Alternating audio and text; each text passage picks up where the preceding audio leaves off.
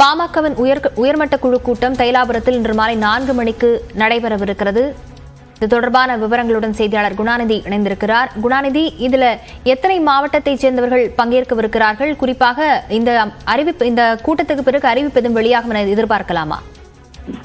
வணக்கம் லவண்யா. அதாவது வரக்கூடிய 2024 நாடாளுமன்ற தேர்தலில் பாமக எந்த கூட்டணியில் செல்லும் என்கிற ஒரு பெரும் எதிர்பார்ப்பு எழுந்துள்ளது. தொடர்ந்து பாஜக மற்றும் அதிமுகவோட கூட்டணி செல்லுமா என்கிற ஒரு கேள்விக்குறி தொடர்ந்து நீடித்து வரக்கூடிய சூழல்ல இன்று மாலை 4 மணி அளவில் பாத்தீங்கன்னாக்கா பாமகவோட உயர்மட்ட குழு கூட்டம் என்பது விழுப்புரம் மாவட்டம் திண்டிவனம் அடுத்த தைலாபுர தோட்டம் மருத்துவர் ராமதாஸ் அவர்களுடைய இல்லத்துல நடைபெற இருக்கிறது. இந்த கூட்டத்துல பாத்தீங்கன்னாக்கா 19 பேர் கலந்து கொள்ள இருக்கிறாங்க. அவர்களுடனான ஆலோசனைக்கு பிறகு அதாவது வட மாவட்டங்களைச் சேர்ந்த மாவட்ட செயலாளர்கள் மட்டும் கலந்து கொள்ளக்கூடிய ஒரு ஆலோசனை கூட்டமும் இருக்குது.